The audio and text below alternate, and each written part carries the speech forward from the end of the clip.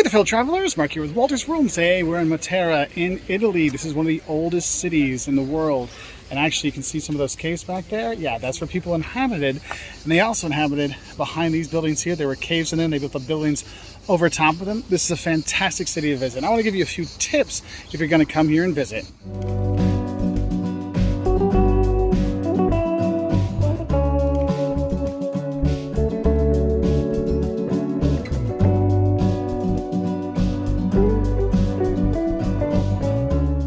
If you're coming from Bari, it's going to take you probably an hour and a bit to drive here, probably an hour and a half, maybe an hour and 45 minutes or an hour and 15 minutes, depending on traffic and how you drive to get here if you're driving on your Puglia road trip from Bari. But honestly, this is one of the coolest places to come see. But I will warn you, you got to be careful because it is really slick on some of those steps.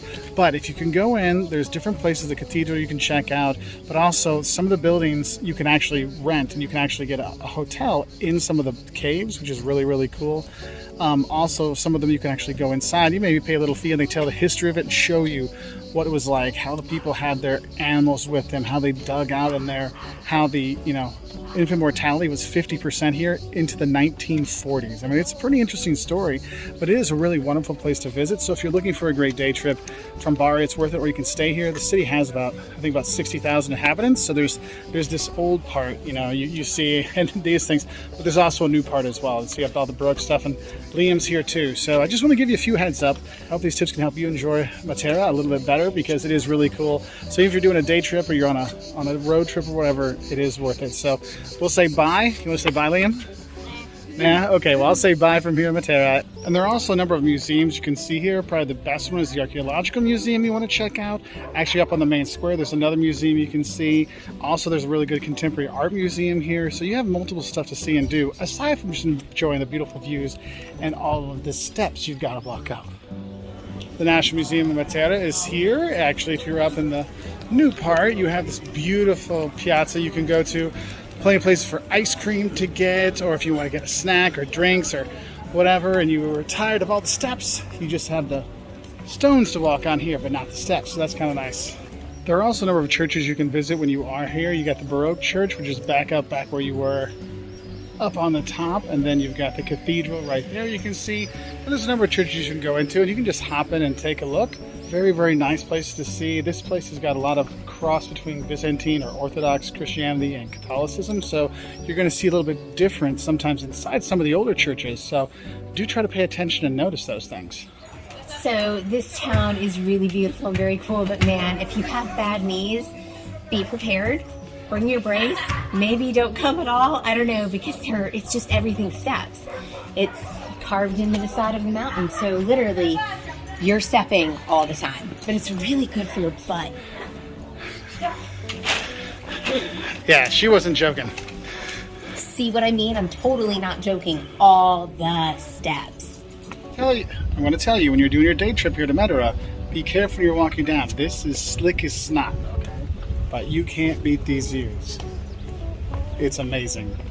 Sometimes when you're wandering these little back roads and all the steps and everything, you might feel like you get a little disoriented where you need to go, though you can probably see where you want to go.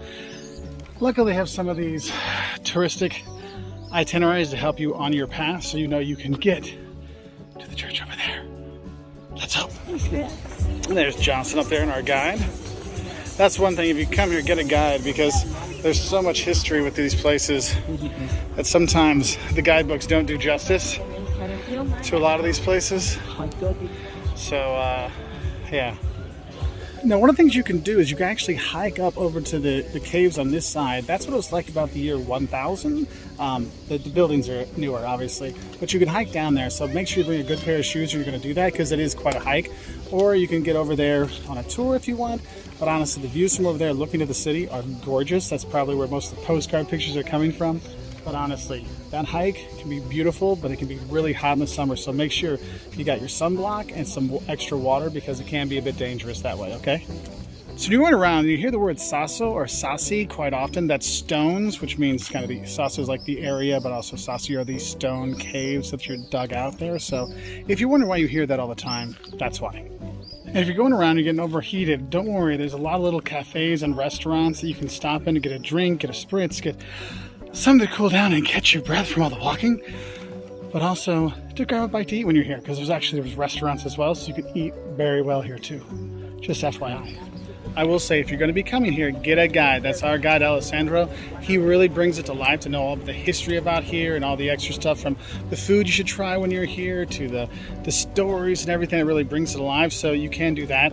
But if you're got some mobility issues and you don't want to try the steps, they do have the little hop-on, hop-off bus that goes around town. So it'll go from the new part of town, the Baroque part of town, to here in the historic part, like the really old part. So there is that as well.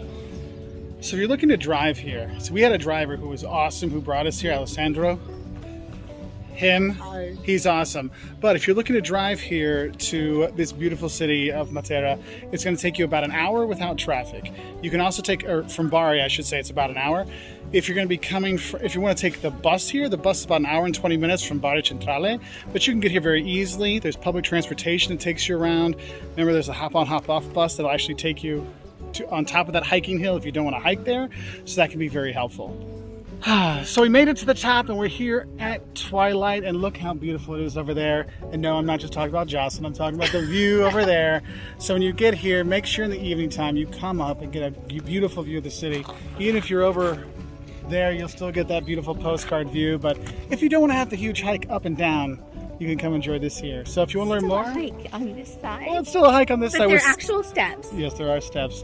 So if you want to learn more about visiting Italy, check us out on our website at woltersworld.com, or Twitter, Facebook, YouTube, all that jazz. Yep, and if you like videos like this, you want to learn about maybe the don'ts of Bari and what to eat in Bari, we're there as well. So have a great time, and bye from Matera. And bye from Matera. Bye. Ciao.